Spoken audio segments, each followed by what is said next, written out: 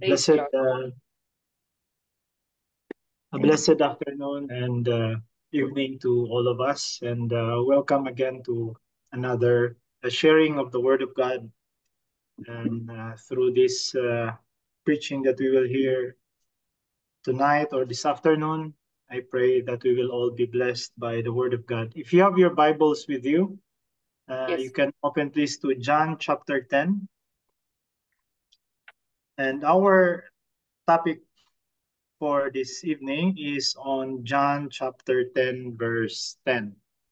But I'm going to read, or if someone would like to read, beginning with verse 1 and ends in verse 10. If someone would like to read, especially those who haven't John read. chapter 10, verse 1 to 10.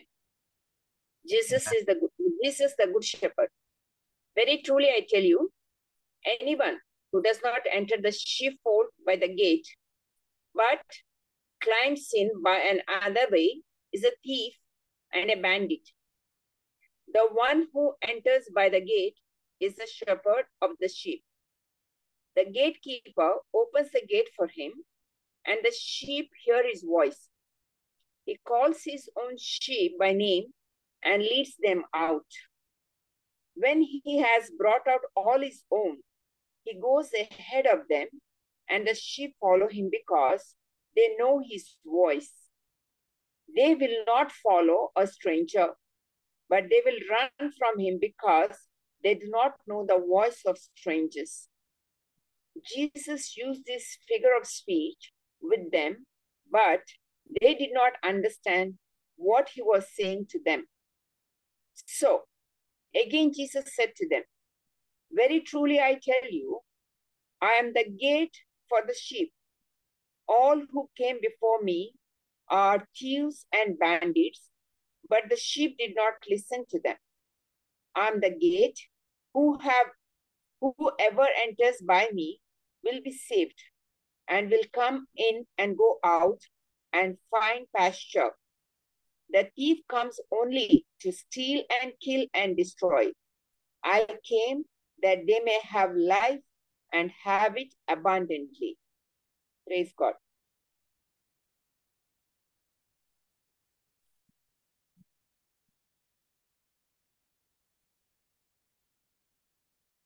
Brother Clyde, you have to unmute. Thank you, Dr. Saldana, for the reading of the Word. And let us come to our short prayer. Heavenly Father, we praise and glorify you this afternoon, Lord. We thank you for your Word, for indeed your Word is the lamp unto our feet and the light unto our path. And so, Father, we ask for the anointing of the Holy Spirit to teach us as we go through this lesson this evening, Lord. And Holy Spirit, oh God, have your way. Open our eyes and our spiritual ears that we may hear and see the wonderful truths that are hidden in your scripture, Father God. And reveal us tonight, Lord, what you would like to say to each and every one of us, oh God. I pray for your anointing, Holy Spirit of God, that your word will flow through my lips, O God, and that only you will be glorified in this lesson this evening. Father, we praise you and we glorify you. This is our prayer in Jesus' name. Amen. Amen. Amen. So if you have your Bibles with you, if you notice just to give you into proper context, okay, in verse 6, it is written there, depending on your translation, Jesus used this figure of speech, but they or them, or in other translation, they say the Pharisees did not understand what he was telling them. So just to put into the right context, Jesus was speaking to the Pharisees. So who are these Pharisees in the time of Jesus Christ? These are the Bible scholars. During the time of Jesus Christ, they don't have the New Testament. They have only the Old Testament. And these are the people who have really gone through the study of the Old Testament from back to cover. They know each of the word. They know what are the laws of Moses. They know the prophets. They know the Psalms. And one of these is the Apostle Paul, as we knew. They really knew the scriptures, yet Jesus Christ have addressed them because of their hypocrisy. And these verses that we have in chapter 10, it's grouped. So the first one, from verses 1 to 6, it is a different picture of a gate of a ship. So if you might have picture out whenever there's a herder, when night comes, he will put all his sheeps or goats or whatever herd he had into a fence, an enclosed fence with a door. So this is the picture of verses 1 to 6. However, from verses 7 to 10, it is a different picture. This is a public fenced structure without a door. So it's just got a fence, but without the door. The shepherd will bring all his sheep inside the fence, and there at the door or at the gate, he will lie down across that gate. So the sheep cannot go in and out without him noticing, nor anyone, an outsider, a thief, can come in and out through that door without him noticing. And so the only way for those sneaky figure at night to steal the sheep is when they go climb up on the fence. They go over the fence. They don't have covering of a roof back then. And so we will go through this. There's another preaching which is prior to this, the verses 1 to 9, but we will focus only on verse 10 for this evening. And so just as an introduction for us, as you know here, in other translation, the verse 10 ends with abundant life, okay, or life to the full, as this translation what we have. So the title of this sharing tonight is Abundant Life. Okay, it's in John chapter 10, verse 10. So today, in the age of materialism, we are in materialism, people judge our status in life based on what they see. Some of you may go to your relatives, or you may attend a party.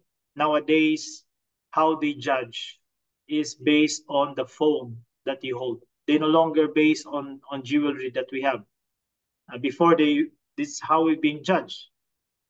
How many jewelries we have, the kind of jewelry we wear, does it have diamonds or not? Now they look at the phone. Does your phone is an iPhone or not? And then if it's an iPhone, they will look at the number of cameras.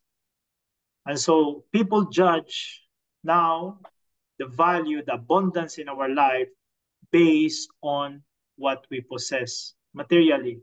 However, God has a different view in the abundance of life. And this is what we are going to talk about tonight.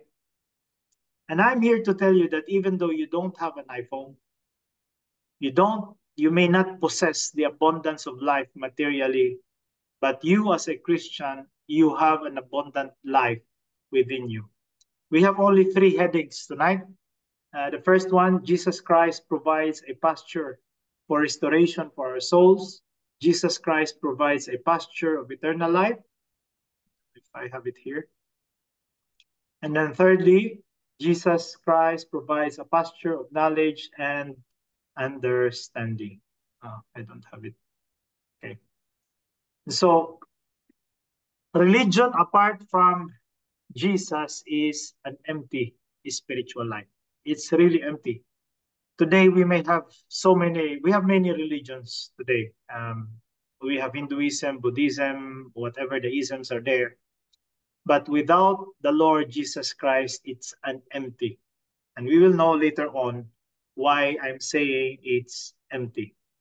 So the Bible we have contains 700,000 plus words. Depending on the translation, again, you can go up into that figure, but that's so huge number for us to go through. Yet today we have only this one verse, and this one verse will take us, I hope we'll finish within 1 hour. And so each of the texts here that we have in the Bible is a food to our soul. Jesus Christ says, man shall not live by bread alone, but by every word that proceeds from the mouth of God. So in my studies, the preaching in our church, I decided to preach one verse, and it really happened for this one verse. And I was so glad to have it because I was able to put it through the ministry of the Holy Spirit that helped me to put all the time and the effort to really speak to God and to ask Him, Lord, what each of these words mean to us as Christians of today, as followers of our Lord Jesus Christ. And I died to go to the second part of it, which is talking about that they may have life and have it to the full. However, as a faithful student of the Word, we don't select a passage. We don't select a verse nor a word within the verse, but we go through each of the word within the verse. And so we're going to start with these first few words in verse 10. And so Jesus Christ is making a statement of fact here, differentiating himself from the thief. So he's saying the thief comes only to steal and kill and destroy. And so there are three things that the thief will do. During those times, or maybe today also, as you have known, that the wool or the fur of the sheep, it's used for making clothing. And then the meat, it is used as a food. And so the thief, because they don't own a sheep or sheep, they go up on that fence and they try to steal a wool. If not, they will steal the meat that will lead to the death of that particular animal. And you might have experienced how it felt when you have been stolen something. At the point when you realize that the value or the thing that is so valuable to you has been stolen, you know that feeling is mixed up. And this is what Jesus Christ is sending out a message to them, because his sheep has been stolen from the Pharisees. And so we look at here in John chapter 12, verse 6, as a thief. Even Jesus Christ addressed Judas as a thief. He did not say this. This is when Mary, the sister of Lazarus, poured a perfume into Jesus Christ and he wiped his feet with her hair. And then Judas said, this is just a waste of money. This can be given to the poor. But Jesus Christ commented unto him, or this is John writing the gospel, he did not say this because he cared about the poor, but because he was a thief, a keeper of the money bag he used to help himself to what was put in it. In other words, a thief has no intention other than for himself. He has no intention for his object. He has no intention for others, but it is for his selfish intention. That is why he is called a thief. To steal, coming from the Greek word klepto. If you are familiar with the word kleptomaniac, the person who steals. And this word steal, as we know, it's one of the commandments of the Lord to the Israelites. Thou shalt not steal. It is the 8th commandment. And this refers to an act wherein a person will wrongfully deprives the owner of that particular object. Supposed to be the owner is the one that will benefit in that object, but the thief has taken it away from him and he possesses it. So now it is this thief that getting benefit of that object. And to kill, okay, let's see, to steal and to kill. To kill is to slaughter. And they really slaughter those animals by taking all those meat. Now, the third point, the third action, destroy, may surprise us, because why still this word destroy appears when the animal is already dead? Now, this destroy in the original language in Greek, it renders the item as useless, the sheep as useless.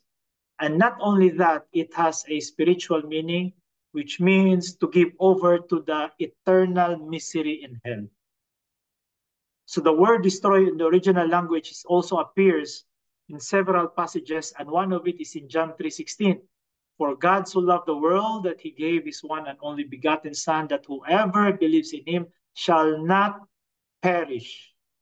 The word perish there is the same as the word destroy in Greek word apollume.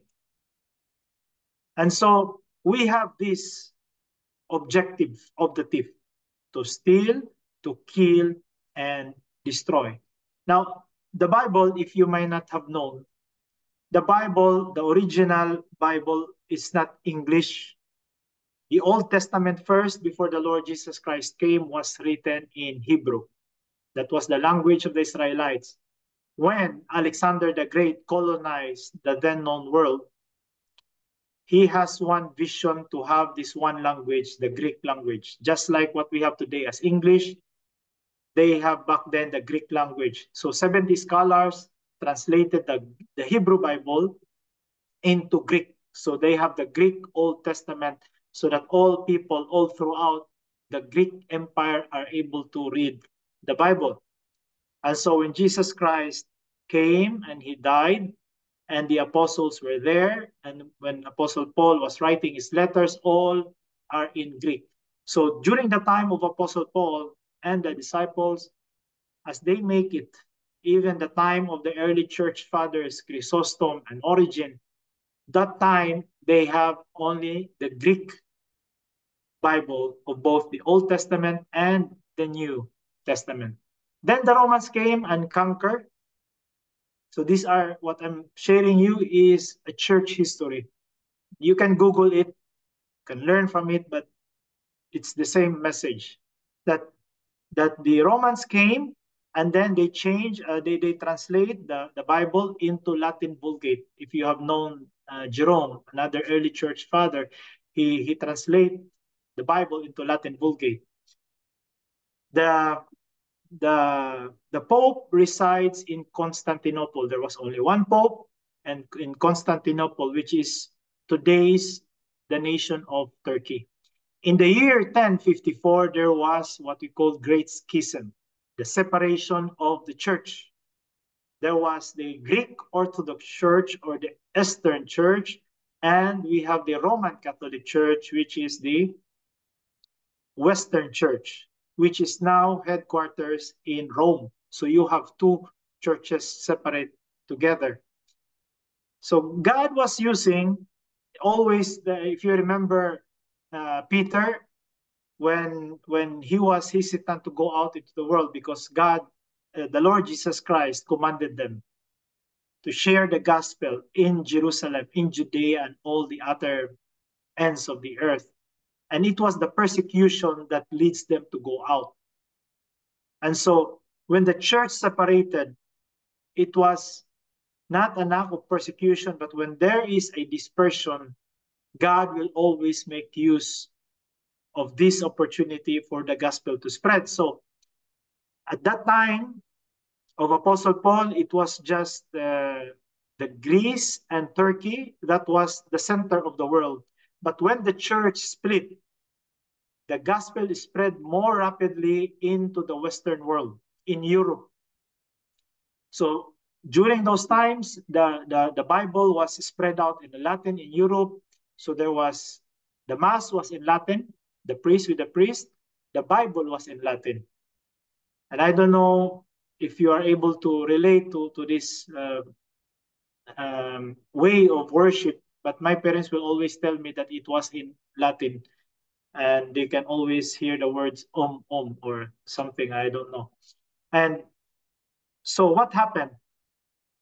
The Mass was in Latin, the Bible was in Latin, and for a person, an ordinary farmer, to be able to understand the Word of God, he need to go to universities, to Cambridge, to Oxford, or wherever these universities that were established by the Holy Roman Empire in order to study the Latin language.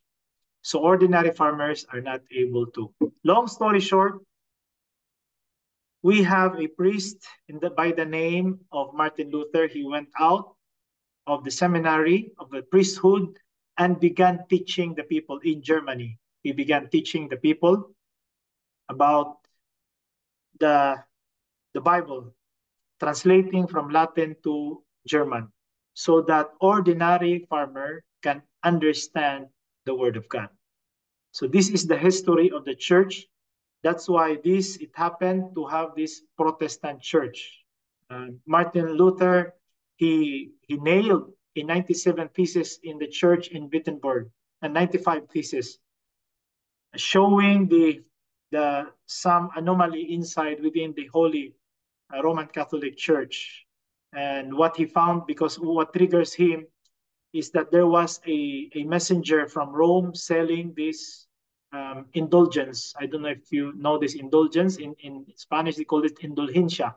It is a paper that is being sold out by this messenger from Rome, telling them that if you buy this paper, the penalty of the agony of your loved ones in purgatory will be reduced, and that's why they will be faster to go to hell. So in other words, they were actually exploiting the people.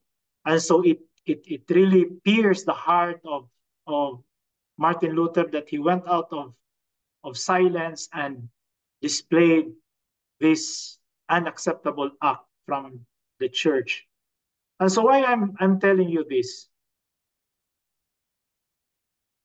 I'm not single outing the Roman Catholic Church, but because there might be priests. You know, in those times, there was a time that there were 3 popes. And one of the location of the Pope was in Avignon. You can search this Châteauneuf-du-Pape in Avignon. There was a time when there were 2 popes, one in France and one in Rome. So there was, again, another division within the church. And there were also popes that came with the greediness. As I'm telling you this because the thief comes to steal and to kill and destroy. They don't have the intention for the sinner's life to be saved, but rather to get something out of it. There are those that are within the church that are doing this. Jesus Christ, so these are my, sorry, I didn't use my slide, okay. So Jesus Christ founded the church. The apostles formed the church. The early church fathers conformed it, but the thief deformed the church. And so the reformers, they have reformed the church. And so we will not be able to understand. Today, we are understanding now that the word of repentance and salvation by faith alone, by grace alone, in Christ alone. Because now we have the Bible. But before, back then, imagine you have a Latin Bible in front and you are not able to understand. So we just keep coming to church and we're just giving our offering, yet not understanding anything regarding salvation. And so we will be like those Jews in the time of the Pharisees, that they just keep on observing the laws of Moses, obeying the law of Moses, yet they are not being saved through the law of Moses. Jesus Christ gave his life that Christians may have abundant spiritual life. No other religion in the world that offers a restored relationship to God other than Christianity. As I have mentioned, there are many religions today that profess that they bring salvation, that they are the one that are connected to God, that if you are in their church, you will be saved. Within the branch of Christianity, there are those that claim that the people inside the church can be saved.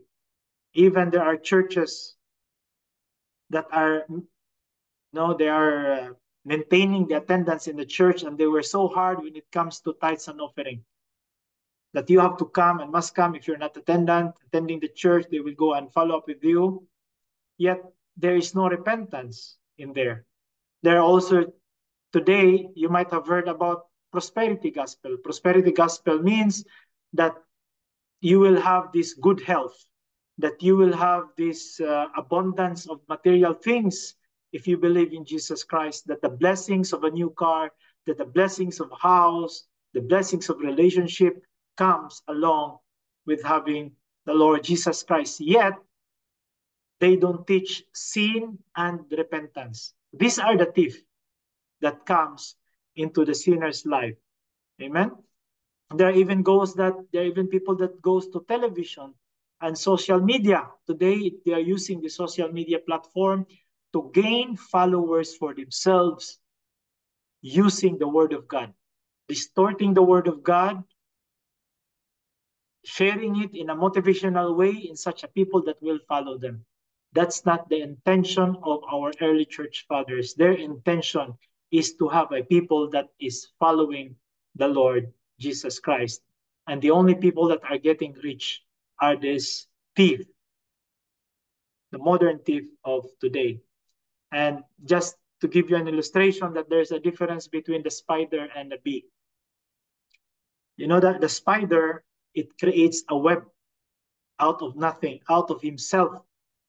He created a web, and that anything that sticks to that web, it becomes food for the spider. Out of nothing, he gained food. Whereas the bee, on the other hand, a bee goes to travel on kilometers and kilometers, go from flower to flowers, hundreds of flowers in order to collect honey. So what I'm saying is that a true student or a teacher of Word of God, he doesn't create, he doesn't create out of himself words in the name of Christianity in order to gain for himself, because this is what the thief are doing to themselves. They have nothing, yet they gain an interest for themselves. But those that are faithful servant of God, they go dig into the scripture, they go study the word of God day in and day out, nighttime, just studying of the word of God like what we are doing here, so that we can get the principles of the word of God and apply it to our life, so that we can live a life that is closer to our Lord Jesus Christ. If you're with me, say amen. Okay, let's move on to second part. That real Christ came to create a new spiritual life. The word Christ means a savior. Okay? Before Jesus Christ, there were already false messiahs. But when Jesus Christ came, he is the real Christ, and he is the one who created a new spiritual life. I have come that they may have life and have it to the full. Now, you see, there are two persons in this passage, the thief and Jesus Christ. If you look at the word, the thief comes in the original language is actually a present verb, meaning a present continuous verb. The thief keep on coming. They keep on coming only to steal, to kill, and destroy.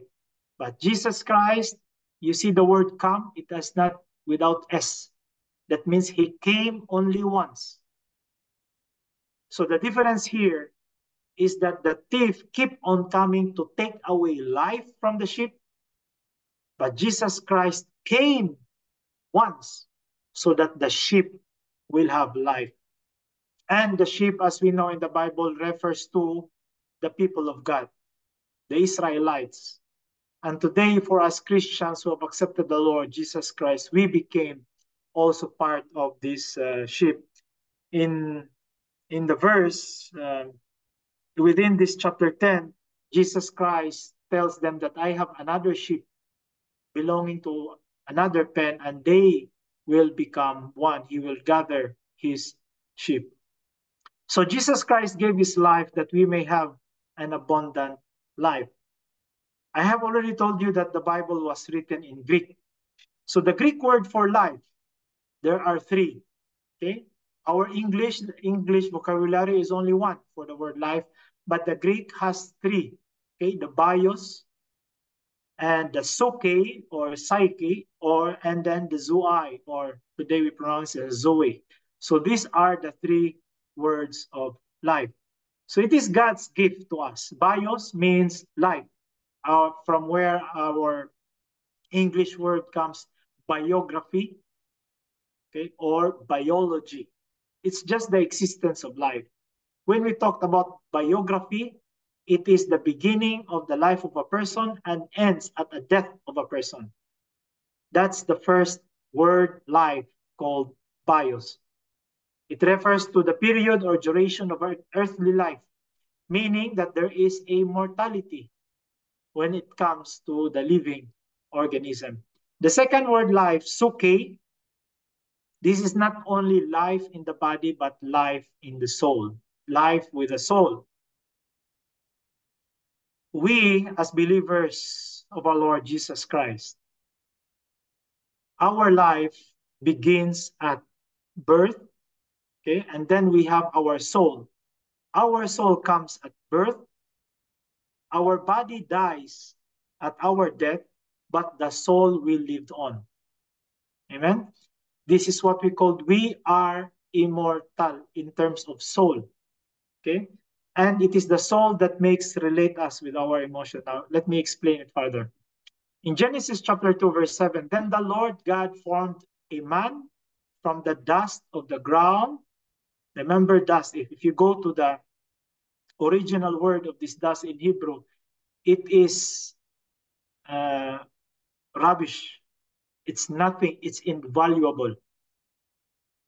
And what God did is that he formed the dust of the ground and breathed into his nostrils the breath of life. And the man became a living being. The word being here, it's where the soul, the word soul comes in. He became a living soul. And so Adam did not have the suke life or the psyche life until God breathed into his nostrils. So that's the second definition of life, or the second Greek word of life, which is when there is the body and the soul. And so this is when Adam when Adam doesn't have a soul, he cannot relate to his emotion. Remember, Adam was unhappy until God made a partner for him. And so this is the soul that enables us to relate. Let's continue verse 8. Now the Lord God had planted a garden in the east in Eden, and there he put the man he had formed. Now, God first created Adam and then the garden. So Adam was formed from the dust, not from Eden. It is from a different material. After God created Adam, he created the garden and he put Adam inside the garden. I hope you're following me. So when Adam was in Eden, the word Eden here means that it is a sense of luxury or pleasure. It's a region of garden in itself. And it resembles a royal park, meaning it has everything. For kids, this might refer to Kidzania, or it might refer to Fun Zone, or it might refer to a Candyland, that when they go there, they go inside, there is an abundance in it. In fact, Adam had everything in his life that he can just eat and live an eternal life. Not only that, is that he was in communion with God. He was talking to God. And this is where the third life, Zoe life, comes in. The word Zoe life means that it is the spiritual life or the life that is in communion with God, that they have a relationship within them.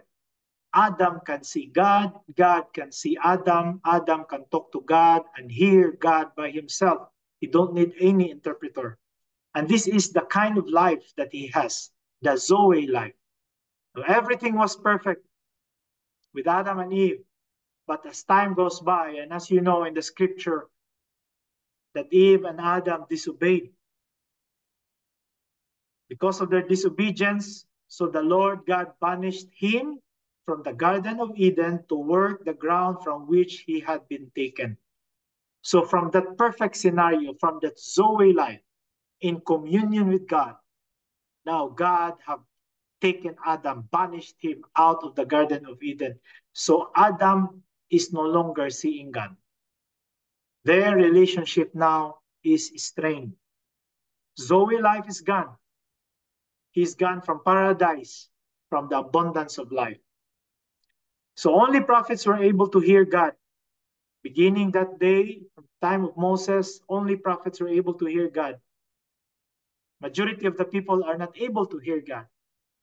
And so you can see in your Bible, you have the minor prophets and the major prophets. They just, the scholars have arranged our Bible in such a way that the major prophets first, Isaiah, Jeremiah, Ezekiel, and then you have the minor prophets, Hosea, Zephaniah, and the last book of the Old Testament, Malachi. This Malachi is the last book of the Old Testament, and between Malachi and Matthew, between their times, it's 400 years. The scholars call this intertestamental period or the silent period. God was not talking to the nation of Israel. He was silent. There were no prophets during that time. So if you have the Catholic Bible, between Malachi and Matthew, you will have there Maccabees 1, Maccabees 2, and all those, we call it apocryphal. Okay, those are deuterocanonical books. It tells the history. It bridges the Old Testament and the New Testament, but no word of God you can see there. It will tell you the history, what happened during the Maccabean revolt, but no word of God there. And so we don't know God. Okay, like Adam and Eve, all of us have sinned and separated from the relationship and fellowship of God. We do not know God. We do not understand God. Before the Holy Spirit comes to us, I don't even join this Bible study. Amen? So we come to church, yet although the Mass is in English, but we are still not understanding it. Nothing will register to our minds. We don't understand anything from it. And Jesus Christ says, I have come that they may have life and have it to the full. Jesus Christ is the embodiment of God.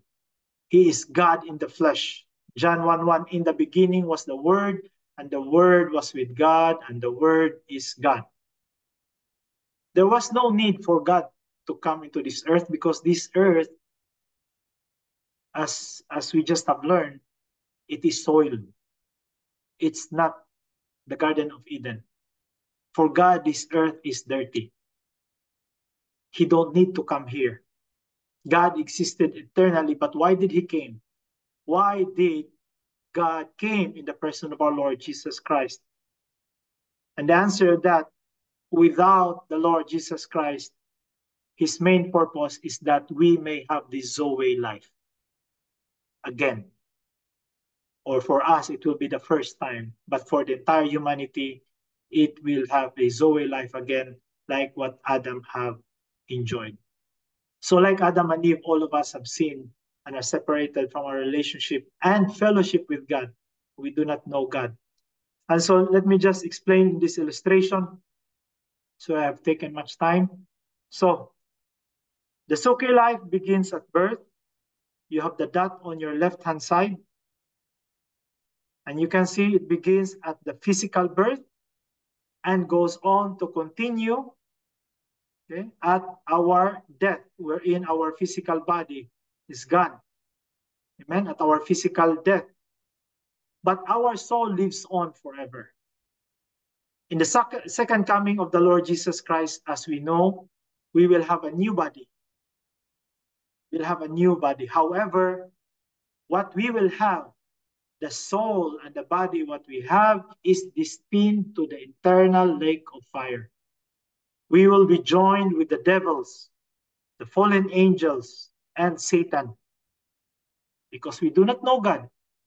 That is what means in the Bible of death, eternal separation from God. In other words, before we have the Holy Spirit, a person, an unbeliever, he is actually a criminal. Like a criminal in the court or in the police station, the police will take a mugshot. You know, he will hold a placard in front of him. It goes his name, maybe his address, his age, and then the crime he committed. All of us have that placard. And the sentence there, it's called death, meaning eternal separation of God. We are all holding this and we are waiting for the judgment to come. When Jesus Christ comes, whatever is written there as a verdict, that will come unto us. Amen? And so, sorry. Ephesians 2, verse 1 to 2. As for you, you were dead in your transgressions and sins, in which you used to live when you followed the ways of this world and of the ruler of the kingdom of the air, the spirit who is now at work in those who are disobedient.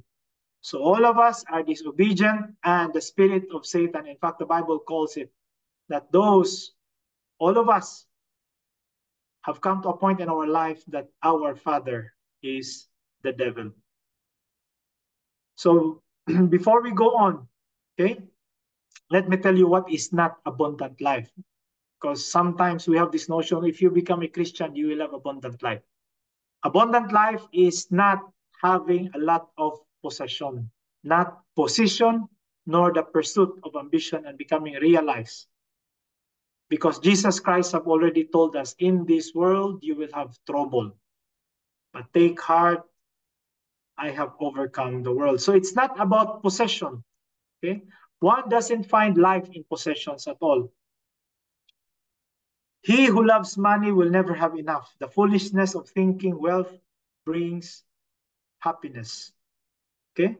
The foolishness of thinking. Okay? This, according to Ecclesiastes chapter 5, verse 10, you will never have enough.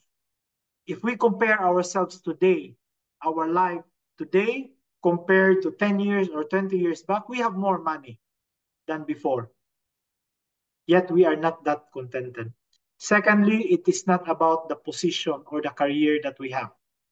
Okay? Too often people think that when I only have a promotion, when I only got that job, then I will have an abundant life. Then I will have a fulfilling life.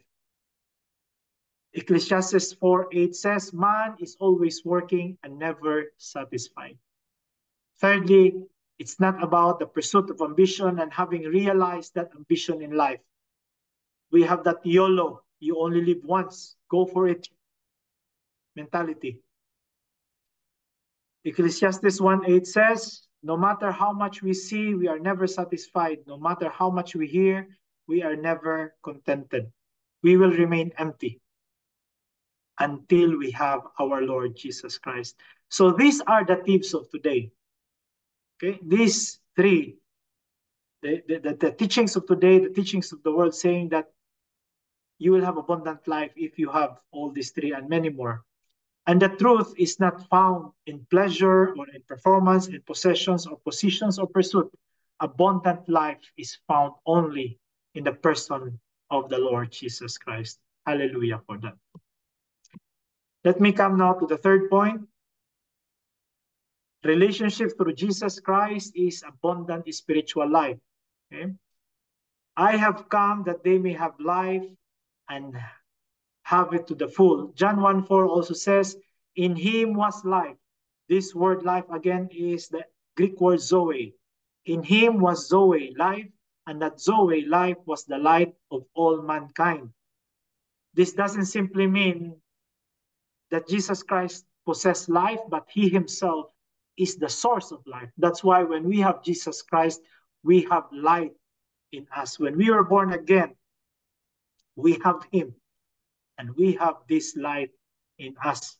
For as the Father has Zoe life in himself, so he has granted the Son also to have Zoe life in himself. And we can see in this passage here the deity of our Lord Jesus Christ, that the Lord Jesus Christ is equal with God Father and God the Son.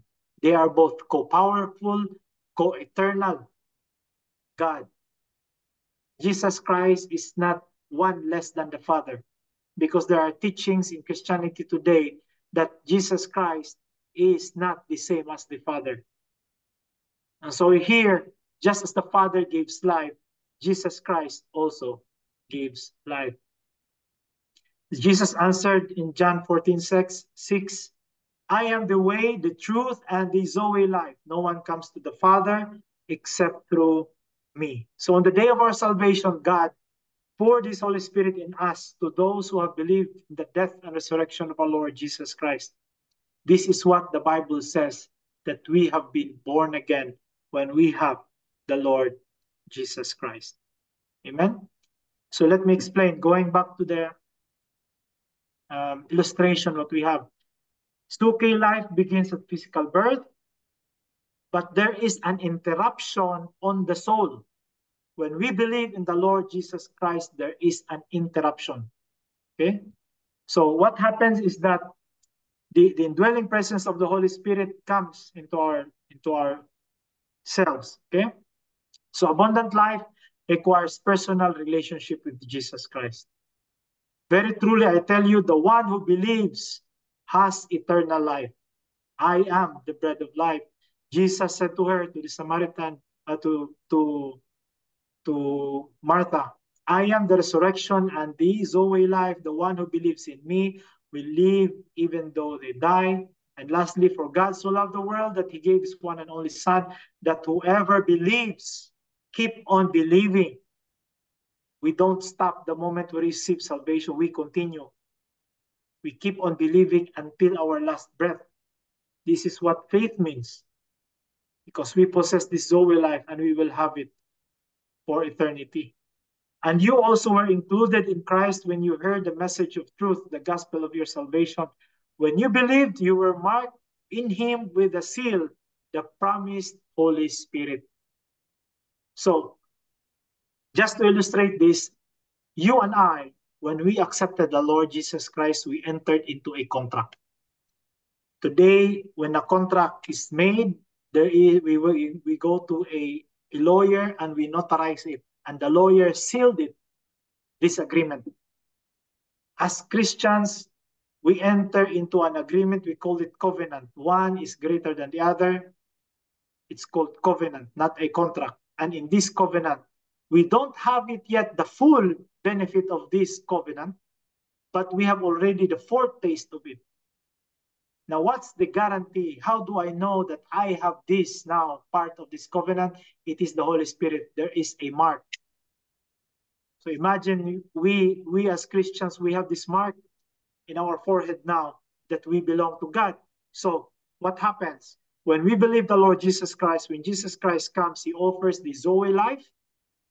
Those that have accepted him as the Lord and Savior of his life, they had a new spiritual life. They entered into a relationship. So in other words, we are not these people on the bottom. You and I, we are a different creature. We are the Apostle Paul wrote it, for those who are in Christ, the old has gone, the new has come. They are a new creation. We are a new creation in Christ. Amen? So, what is this abundant life then?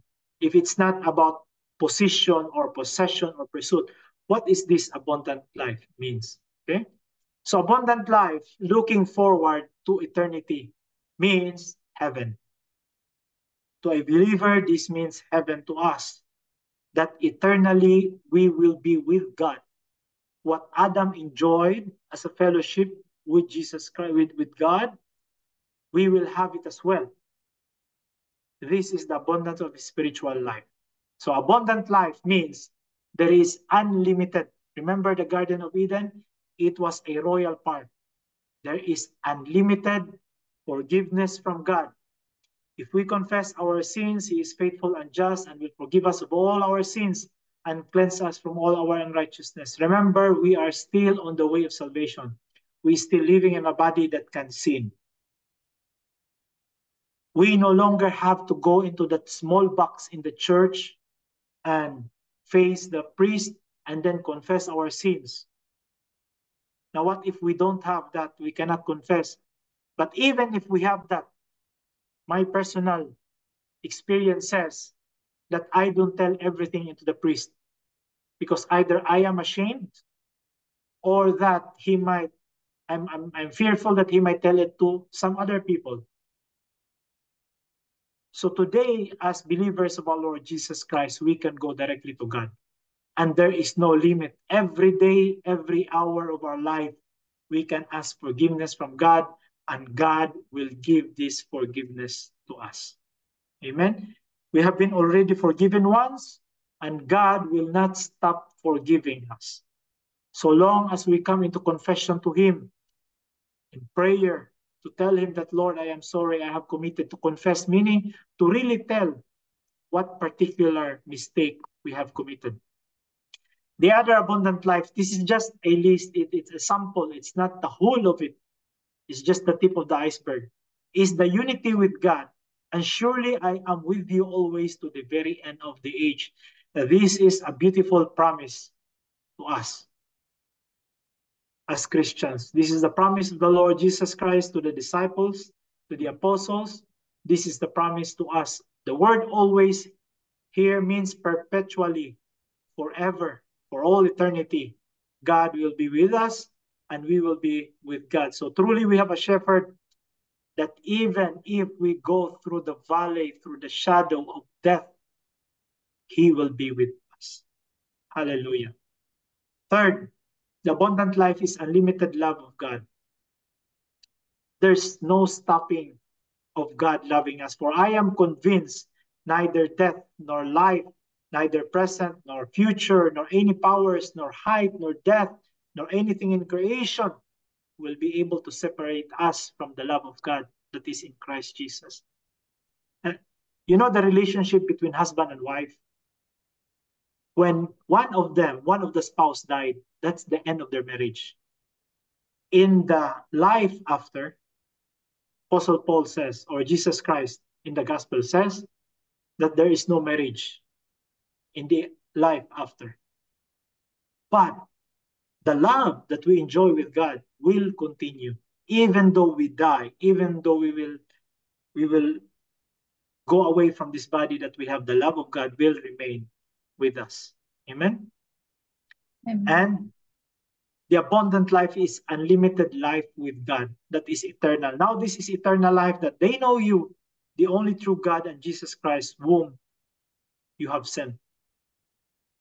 Sometimes we think of it that eternal life is the life that is everlasting after I die. That is the secondary meaning of eternal life. Eternal life, we can have it now and today. The moment we accepted the Lord Jesus Christ, we have that eternal life. And not only that, that we are knowing now God the Father, God the Son, God the Holy Spirit. There's no greater gift than that. There's no greater blessing than that knowing who God is. Amen? So abundant life is unlimited. It is to the full. So salvation is just the beginning. His power transforms us as we experience today the first taste of what is to come, the Zoe life. In the book of Revelation, God promised us what's written there. There will be no sorrows, no sickness, no death, no hunger, no thirst. And this is the promise that is waiting for us, Christian. Amen? And so here is the figure which I'm sharing to you. So abundant life is more of God and less of ourselves. How do we live now with this truth that we have? So it's less of ourselves, because this world is teaching us abundance is more about what I have, what I possess, how much I own, my bank account, how big is my house, how beautiful is my car, all about myself. But the Bible's teaching of abundant life is more about God. So that means living a holy life, because we are now in relationship with God. We have a holy God and we can no longer continue to live in sin. Secondly, embrace the abundant life. When I say embrace, hold it with two hands. I don't know if you remember this movie, or not movie, a program in the television. In the Philippines, we have a different term for it, wherein a person is compelled to choose between money or what is inside the box. And then the person ultimately will choose the money because it's more tempting. And when they open the box, it's a new house and a new car. Brothers and sisters, don't exchange what you have right now with money, with the positions of this world. You have it and embrace it with both hands. Thirdly, share the good news. Now that you know that this is the eternal life, this is the Zoe life, the life that is with God, Share the good news that they can now access this, that we can now have this life with God through our Lord Jesus Christ. And thirdly, submit to the will of God. It is no longer us who will plan for our life. God is now planning for our life, and God's plan will always be the best for us. Amen? So, suppose you might ask, how do I know if I have the Holy Spirit? Okay. Jesus Christ gave his life that Christians may have an abundant spiritual life. And so, three things. How do I know if I have the Holy Spirit now in me? Number one. So this is just a sample again, not all. But predominantly, number one is that you will start to love the Word of God. The Bible, what you have at home, is God's love letter to you. So you start now loving the Word of God, and you are seeing now profound truth that indeed God loved me. Secondly, you will no longer skip church, or you will start to find a church that really preaching the truth that comes out of the Bible. Because now, like a child, when you are born, you are no longer, this child, this infant, are no longer consuming milk, but it needs to eat solid food. So as a Christian, you're starting now to find a church that are really preaching the full truth of the gospel of the Word of God. And lastly, is that you will find that you yourself is loving the unlovable, because is one of the gift of the Holy Spirit, to love others. You know, remember the 9 fruits of the Holy Spirit: love, joy, peace, kindness, goodness, patience, meekness, self-control, so on. The 9 gifts, Galatians 2:20. So abundant life is about living in the presence of God Almighty. That's what it means. So as Christians, we are a different creature. You and I, we are not the same with our neighbors. We are not the same with the people in our offices, in our community. We are a different creation of God because the Holy Spirit is indwelling in us now. If God had given his Son, his only Son, to die on the cross for our sins, what will hold him back then of whatever we need in our life? Amen? And so this is the abundance that we experience today, and it is just the foretaste of what is to come. And as I close, do you remember the time when the Taliban forces invaded Kabul in Afghanistan? And when they came, the people were scrambling their life. You know, they wanted to escape Afghanistan. They wanted to go out. There is a picture there in the airport wherein there is a plane, and the plane was parked on the runway, and people were scrambling to go in. The airplane was full, yet there is no pilot. They really wanted to escape, to go out of Afghanistan, because they were afraid of the Taliban. Brothers and sisters, this is what will be the picture of this earth that we are living. One day this earth will perish. One day we will have to figure out, how can I go out from this earth, because this earth will perish. And what the Lord Jesus Christ is saying to us today: do you have your boarding pass? Do you have a boarding pass written your name in it, and the destination is eternal life, and that you will be with God forever? And the date of it is your date of birth. I'm speaking about the spiritual birth. Have you accepted the Lord Jesus Christ to be your Lord and Savior? Now, if you are not sure that you are saved, if it's your first time to listen to this preaching and you want this Zoe life, this abundant life to have with you, or if you are longing to have this eternal life as Jesus Christ have presented it to us today, I would like to invite you to prayer as we close. And you can make this as your personal prayer. You can pray along with me, along the lines. Make it your personal. Let us pray. Heavenly Father, Heavenly Father, Heavenly Father, I confess that I am a sinner. I I confess that I am a confess sinner. that I I am a repent sinner. of my sins, O Lord. I I repent repent of my sins, O Lord. sins, O I Lord. believe that the Lord Jesus Christ died on the cross I believe that I Lord believe Jesus that Christ Lord died on the Jesus cross Christ died on for the forgiveness of my sins, for the forgiveness of my sins, of my and sins, that He rose again on the third day. and He rose and again that on the He third rose day. again on the third day. Lord Jesus Christ, Lord Jesus Christ, Lord Jesus Christ, I accept you I accept I you as accept my you Lord and Savior. as my as Lord and Savior. my Lord and Come Savior. into my life and Come dwell into- in me. Come into my life and then Help me, Lord, to Help me, live a Lord, life to live a that life is worthy of that your is salvation. of your And salvation. Father, I pray that beginning today, that you I will pray write that my name in the book of life.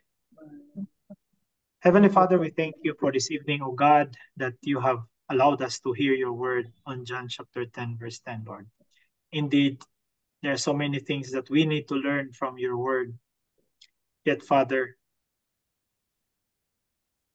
we ask, O God, that you will work in our life as Christians, Lord, to help us as we live in this world, that we will continue the mandate to be the salt and the light of this earth. I pray, Father,